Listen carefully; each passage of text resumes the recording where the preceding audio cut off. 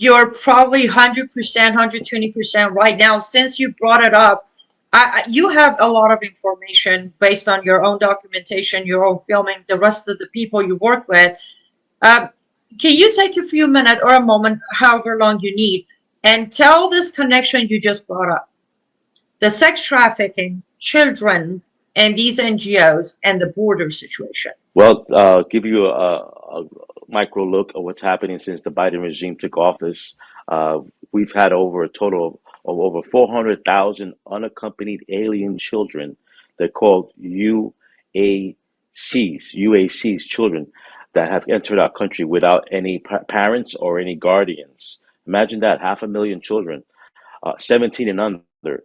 Now, for your audience to know, the average age is 16 to 17 years old, so they're practically young adults, but still they come as small as infants. And so what happens is, a lot of the other side of the spectrum say, well, how does a 5-year-old walk through the border by themselves? That's not realistic. That's not how it works. There are certain times where there's family units that come through the border, and then the child tells the Custom Border Patrol, that man is not my dad. He's been molesting me during the 5-month journey. Then they separate the child and put the child in a cage. And remember those child in the cage? So a lot of those children in cages were there. God, thank God they were in those rooms, because the person that was with them was molesting them, sexually abusing them.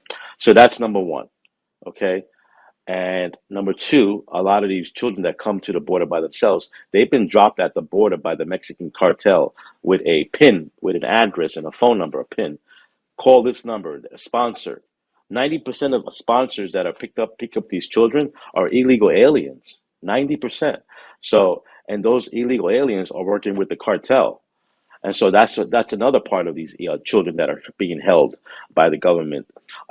So also, your audience needs to know that there's over every day in this country, there's 11,000 children that are being held in over 300 camps along this country. Half of those camps are in Texas. The Mecca of the world is in McAllen, Texas. McAllen, Texas is the ground zero for child sex trafficking children all over the world, because this is a transnational organizations, the Middle East, Africa, Europe, everywhere, Asia.